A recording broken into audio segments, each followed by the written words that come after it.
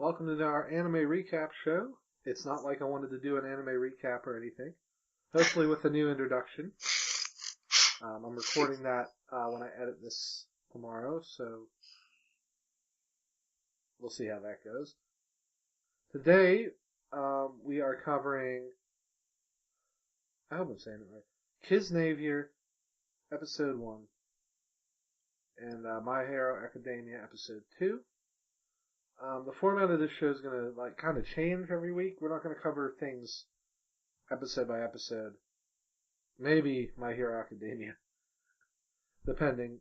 But I really want to do an episode because I feel like the first one it should have been an hour-long episode, is what I'm thinking. Which it can be a problem with some shonen adaptations. So real fast, we'll start with Kisnavier. Again, I'm going to keep saying it different ways. One of them will be right. Okay. So, it takes place in a futuristic city called Sugimori City, which was built on a reclaimed landfill. Once a booming metropolis in its prime, the city now faces a recent, slow and steady decreasing population. Let's see, a few days before summer vacation, a mysterious and emotionless girl, Noriko Suzunaki, tells her classmate Katsuhiro Agata that he has been selected to become a Kisnavier because he lacks pain receptors. Together with the two experience what is called a Kizuna, or bond through pain. This Kizuna system allows Katsuhiro to share his pain and connects him to his classmates whose lives and personalities each differ from his own. That is so uncommon. It is revealed that his classmates, along with Noriko, are all fellow Kisnaviers, but are each parts of different rival groups. The ideal goal of the currently incomplete Kizuna system is to create a world peace by connecting people's memories and experiences through wounds. That is dumb. If a single Kisnavier is wounded, the system distributes the physical pain experienced and the wound itself among other Kisnaviers. This leads to serious implications as Katsuhiro's classmates attempt to shoulder each other's pain, and Noriko assigns them various missions. First episode, I didn't like this. I tried. My God, I tried. Because it's from the guys who did Kill la Kill. The first episode was really slow and boring. The main character is annoying. And that seems to be the point. I'm going to get to this in a second. Every character introduced in this is annoying as hell. They're all giant anime stereotypes. The emotionless kid, the emotionless girl, the best friend that likes the emotionless kid for no reason, the cool dude that defends the emotionless kid, the ladies' man, the smart girl that doesn't like anybody, some weird fairy-seeking moe girl, and a lazy teacher who doesn't do anything, a mysterious girl connected to the main character, and that's it so far. I mean, they haven't introduced all the cast according to this list yet. But according to the Noriko, they are the 7 deadly sins, which I take to mean these are the anime tropes that people hate that are in every anime, and we are going to deconstruct them. And if that's where they're going with this show, I will love them forever. But I am not getting that from this first episode. I'm trying to reserve judgment. I do the 3-episode thing, especially for anime. Because a lot can happen in 3 episodes. This is a 26-episode series, I think, so. Apparently there's a manga, but we'll see. Yeah, I think that the manga is just supposed to be running alongside. It's a companion piece? Yeah, that makes sense. They started about a month apart. Okay. How did I put my phone? Oh, here it is. We'll see. The Kizuna system doesn't make any sense. Like, at all. I don't know what's Well, I mean, I think the goal of it is that they know that, if you hurt some other person, that you're all going to feel the pain, so you kind of all understand each other and don't want to, I don't know. I mean, I feel like it's kind of but weird, that's fear-based. but That's not actually yeah, world true. peace. That's It's why like, it I don't want doesn't to feel work. any pain, so I'm not going to be a jerk to you today. And from the sounds of this mission thing, she's gonna force them to get hurt, and it's gonna show up on other characters. I don't know if I like that. And the main dude doesn't feel any pain, so for him, it's no big deal. That's what's weird about it. I mean, she pretty much forced them all into doing this to begin with. So. And apparently she's connected to the system too. Like I said, that seems to be one of the ongoing things. We'll see what happens.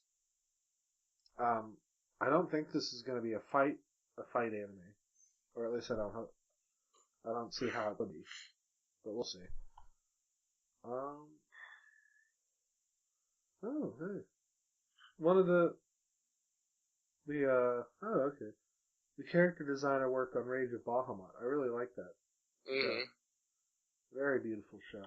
It's not an ugly show. It's in the Trigger style. So like these characters could have come out of Kill la Kill, but yeah, the weird mascot thing, whatever that thing is, that seems a little odd. Gomarine. Yeah, like the weird bird. Yeah, we'll see what that's about soon. I'm sure. I have a I feeling think that's just them trying to add in their goofiness somewhere. Well, Japanese cities do have these weird ass mascots. Yeah. To try to attract people to them. So I've seen some odd ones in my time, but yeah, this is like the chimera of all this. I don't know. What did you think about it, Steve? I mean, like you're saying, I mean, I don't really, when it's on the first episode, I don't usually judge it too much, but I mean, I feel like there's still potential because, I mean, I did like what they did, and I mean, really, Trigger is essentially Gynax. It's just all of the good people from Gynax left and started their own company. So, I mean, they've done other things. So yeah, I definitely am gonna, give it a while to see. I feel like it'll get a bit better. But I mean, I'm always really big too on the voice actors, and there's definitely a lot of people in here that I like. So that's another reason why I want to keep going with it for now and see where it goes. But yeah, I mean, the pain thing is kind of weird. I mean, I just don't really see how, like you're saying, it doesn't seem like the really best method of attaining peace. Yeah, if it was emotional experiences, I'd be down for it. Especially because, like, if the main character is super apathetic and he experiences these other people's emotions, that would be a neat concept. It would make him less of a cipher. Like if the defender dude with the glasses, like he got mad at somebody, and then the main character got mad for no reason, and that would be a cool thing to explore because you can tell he doesn't have any real emotions. Like yeah, I mean, I kind of feel like that. I got at least a little bit of a vibe that they would be kind of. I mean, he's supposed to try to get back his pain, as they say, but I mean, I feel like he probably is going to start discovering like his own emotions throughout the show. That would be nice. I mean, that would be cool if he's the one who experiences emotions when they experience pain. Also, it seems like they're all immortal. Like, yeah, I don't really know how, because I mean, I don't even really get, because I assume that they look pretty much like the girl at the beginning who like jumps off the edge there is probably that Noriko. So, I mean, assumingly she did not die from that. So. That's another thing. This town was clearly had some sort of apocalyptic event not very long ago, and nobody seems to know anything about it. So that's something I wanted to cover. I mean, there was a preview episode that it was like with, like talking with people from Trigger, like the directors and everything, and the actors, and I mean, they were all kind of hinting at that this is going to be a pretty deep show, so I think they might start getting into all that. That's good. Let's hope. Yeah, I definitely, just from the way that they kind of depicted it from trailers, like I kind of got the feeling it would have some kind of fights, but yeah, it doesn't seem like it's gonna be like that. Yeah, I think the problem is they keep bringing up Kill la Kill with it.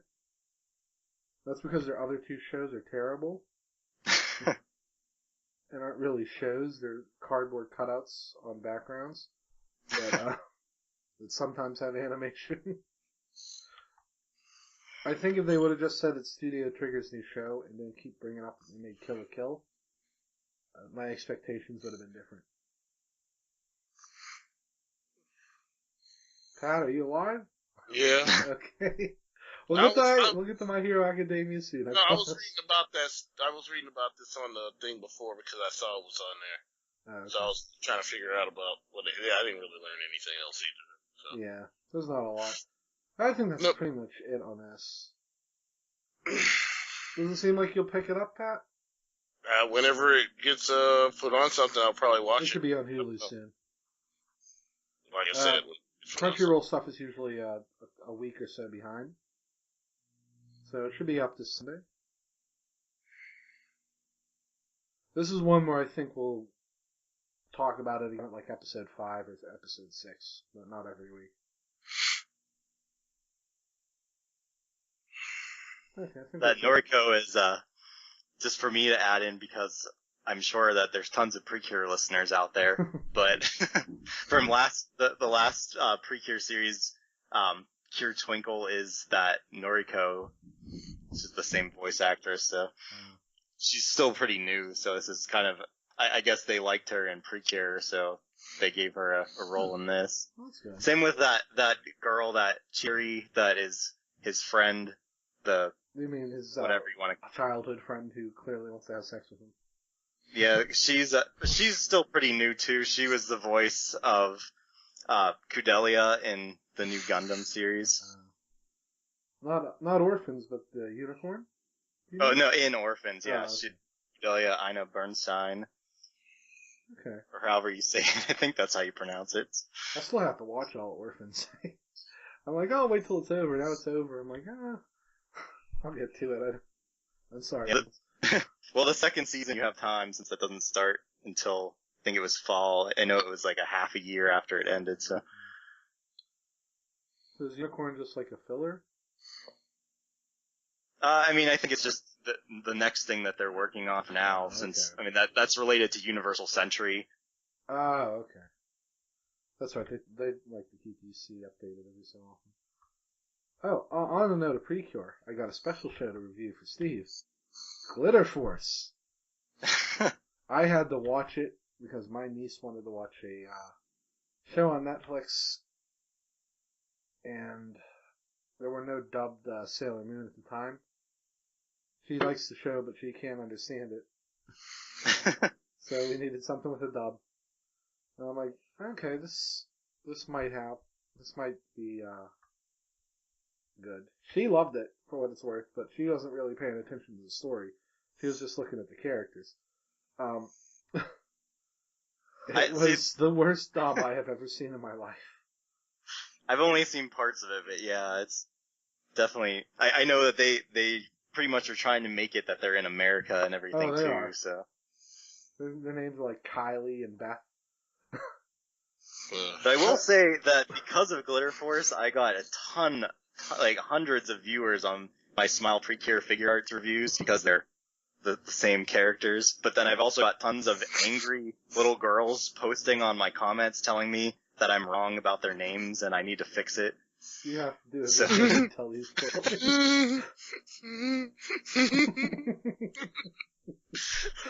Hey, Steve, I knew that was going to happen, but still. Don't worry, Steve. In 10 years, they'll be like, I should apologize to that poor guy.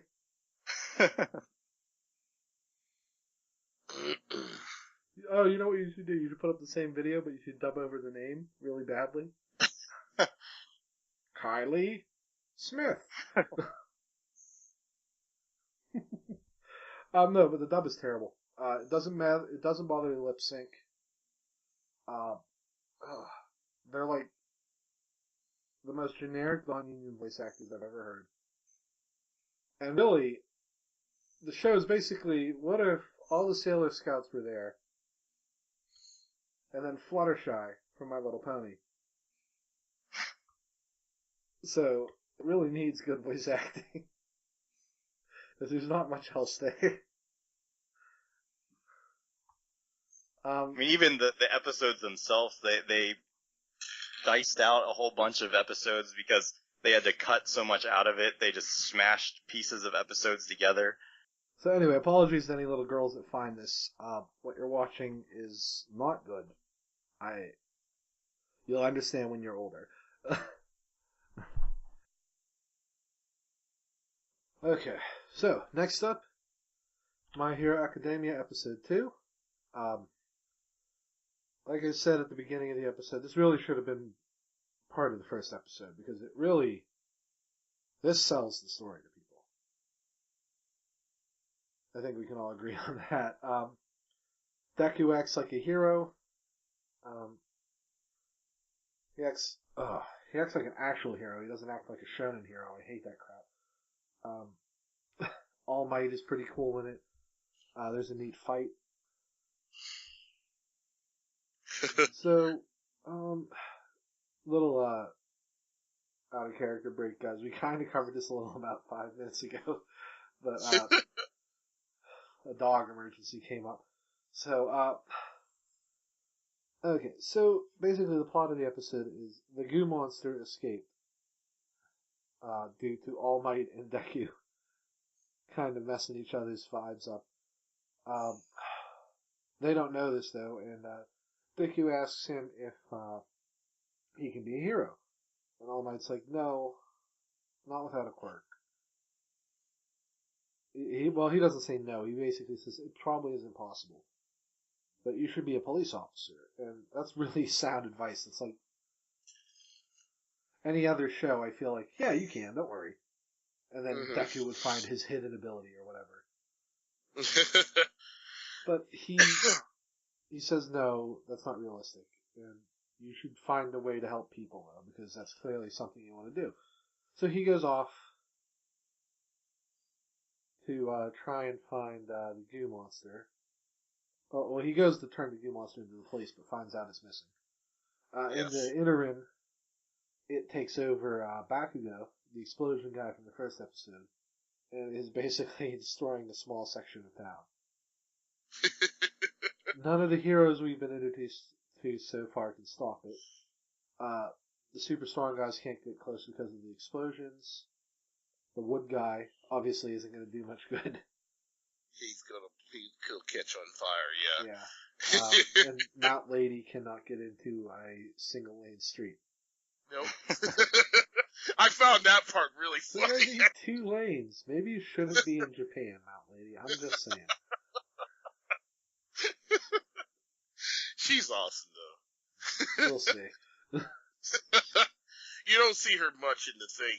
You're going to see her like a couple more times later on. So I feel like she's like, because that look she has in the first episode, it kind of tells you all you need to know about the character. She's obviously not in it to be the hero. Yeah. So All Might can't get in because he's used his 3 hours for the day, and yeah, I think it's important that he can't stay at his Oh yeah, I wish we covered that. He was injured by something. We don't know yet. I can't remember what his name was. No, he said Toxic Chainsaw was made public, but the actual fight where he got injured was something else. Right. I think that's the main villain of Mm-hmm. the show, but he's not even named on the wiki, so I guess he hasn't shown up yet. So he lost. He's basically the teacher from Full Metal Alchemist. He lost most of his digestive system, and some of his internal organs, which is why when he debuffs, he's emaciated. He can only basically drink liquids, which kind of sucks. But he can, due to this injury, he can only be All Might form for 3 hours. So he's used his 3 hours through the day, and he's sitting there helpless. Deku's at the front of the crowd, and he sees his friend in there. and something just snaps in him, and he runs in there. And like I said this earlier. I think that's the moment when I like the character because he acted like a hero should act. Like it's very shonen to be selfless like that, but he didn't do it. It's hard to explain. Like I said this before. There's two ends of the shonen hero spectrum. We got the jackass who's good at everything, Goku, and then we have the ineffective coward who has no reason to be a coward. And I use Kaneki Man as an example. Deku isn't either of those extremes. Like, in spite of his weakness, he would run in there, knowing full well he can't do anything. And that's what I like in a hero. Like, that's Spider-Man, basically. You know, like, if Peter Parker didn't have powers, he would probably be a cop or something. But, he runs in there, tries to save his friend, and that inspires All Might to, like, push past his limit long enough to stop this guy. And he punches him so hard it rains. So, see what the name of the Detroit Smash. Detroit Smash, yes, that was the name of the attack. Yes. Which is weird because he's not American. No. But all of his attacks are named after American cities. It's pretty funny. Yeah.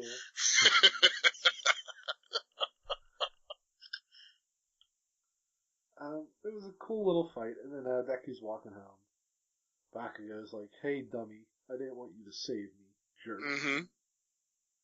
Never asked you to save me as if you could, huh? Apparently didn't. Well, I could have beaten myself. Yeah, They're quick to failure like you pity me. And then he waddles You away. trying to win me over? Don't you dare mock me. Stupid nerd. I like that he's not completely a monster bully. No. Or a sociopath. Like, the first episode did not put him in a good light. In the second episode, his friends are like, "Why don't we go, terrorize people in the subway?" He's like, "No, idiots." And then even his friends are like, "I think we were a little too hard on Deku." So I like that. So far, he's not a complete asshole. We'll see what happens. Yeah, his whole character, he really wants to be like a hero, and you're gonna learn about that. So that's fine. I get his drive, and he's obviously got a different reason for doing it. Yeah. He's definitely something. He's more of a trope than Deku, but I think he is. He plays off a selfless hero really well. Oh my God, wait till you see the Then All Might's like, "Listen, I was wrong before. You can become a hero." And I admit, I teared up at this. I lost it when he starts crying. Yep. I don't know, I think it's when little kids do it, even in a TV show. But man, that hits you right in the feels. And next episode, he's going to get his powers from All Might. I don't know how yet. I'm looking forward to it. So, thoughts on this episode, guys? Yeah, I mean, as far as what you were saying with the scene where he, ran in there, I mean, it was even more emphasized by the fact that, he had just been told by the hero he admired for, ever since he was a kid that, that he couldn't be a hero after he had believed all this time that it might still be possible. But yet, even after that shock, he still, was able to do that. I mean, it just emphasized that even more, what type of person he is. Mm-hmm. Yeah, well, all these thoughts. No, go on, Pat. I said, while all these thoughts were running through his head, only thing he could see at the end was the eyes of his friend. He knew that he needed help, so that's the only thing he knew. So he had to run in there and save him, no matter what. That's the way he actually felt. He had no idea what he was gonna do when he got there, but he still went there anyway. And I like that. I think the fact that he like All Might said it best, he acted without thinking, and that's what all the top heroes do. Because it's just what they are. And yes. I like that little thing in tag at the end. Oh, I forgot to tell you, this is how I become the greatest hero in the world. That's fine with me. I think that's cool. And I hope this doesn't devolve into a battle manga. We'll see. But Shonen Jump seems to like to end its series now, so that's good. That's their big thing lately. Probably because One Piece is like the weird exception where they thought it would be like a 5-year thing, and then it kept going.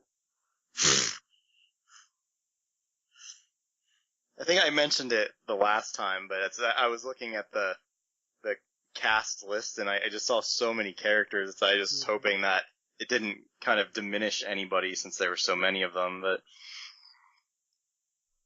I mean, obviously, I don't know enough to know how that goes. I think they'll balance it well. I think there's going to be a core group of about 3 or 4 guys, maybe a teacher. Well, their teacher's great. Okay. For the most part, they're going to focus on the class, and I told you guys last time there was a second class that's there, so. Okay. That's pretty much what they're going to pay attention to, and then obviously all the other heroes, and then of course the villains. Okay, cool. That's going to be nasty.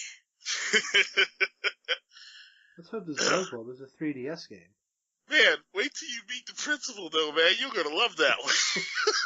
I'm looking forward to it. I like when the first episode gave me impressions of like Reborn. Mm-hmm. The main character in Reborn is such a freaking ugh. And then the premise was so annoying that they turned it into a fight manga within like 2 volumes. And he was still terrible. And I don't think they understood what Mafia actually meant. He's flying around, shooting fireballs and shit. It was just ridiculous. I gave up on Reborn so fast.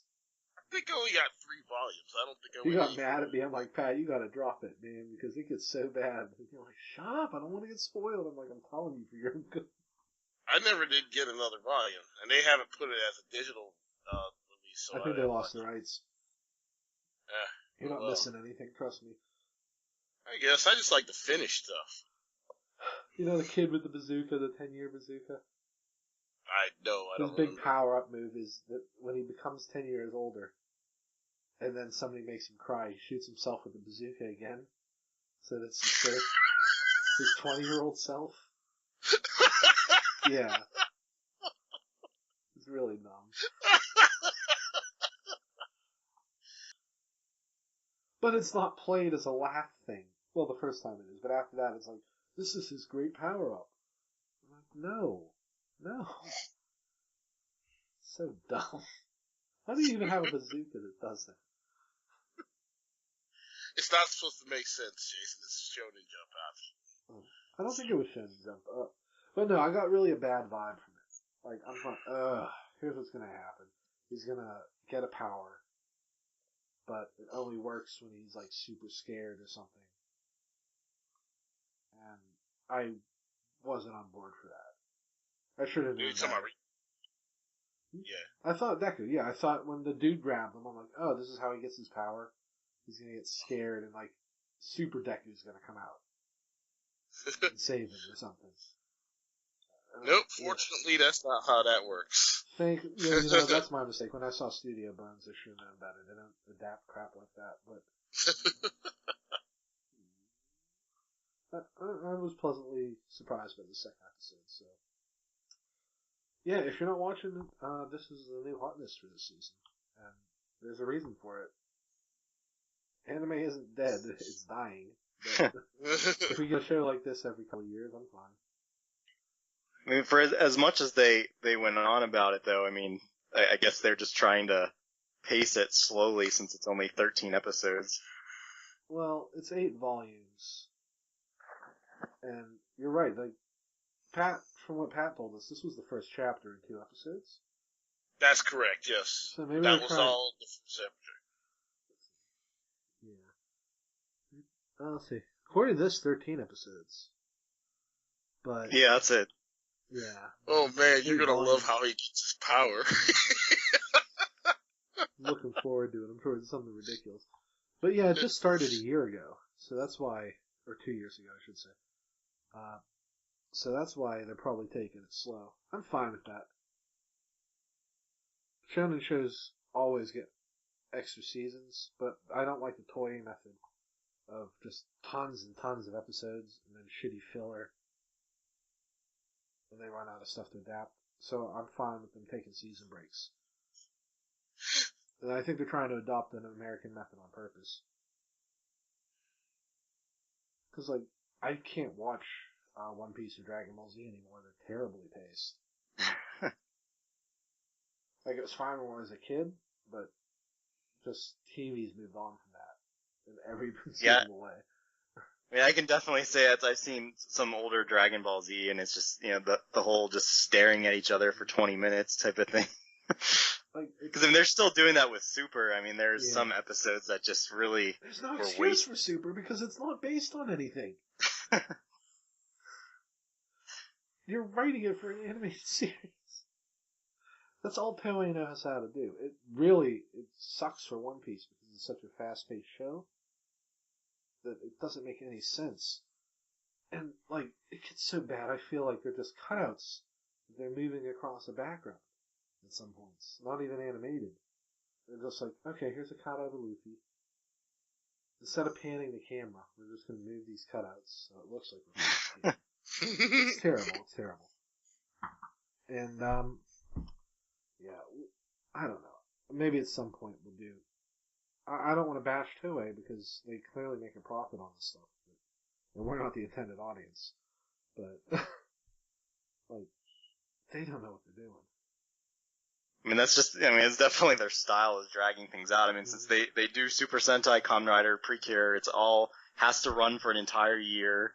And, they have to add all kinds of products in it too. So they just drag it out and make so much unnecessary stuff happen that that's just how they write things. To their credit, though, Sailor Moon Crystal Season 3, the characters actually emote. Like, they're super deformed segments. Like, the first 2 seasons were basically Figma action figures doing the anime. There was no facial expressions. If they weren't horribly off model. They didn't fix the off model part yet, but if anyone's curious, we're not covering Crystal on here because oh god, it would take forever. I don't want to watch Crystal again. And I don't want to start at season 3. But at any rate, I think that'll do it for this episode. We will see you all next week, and please enjoy our pre-recorded end crawl. Okay, we're out. Thank you for listening to Nerds at Lunch.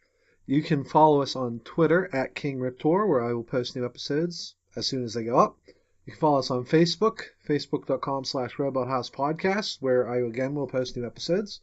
You can follow Steve on Otaku Henshin, facebook.com/OtakuHenshin online, his store, otakuhenshin.com, or just on YouTube under the channel Otaku Henshin. You can ask us any questions or comments you might have on our Google Doc. Link will be in the show notes. Thank you for listening. See you next week.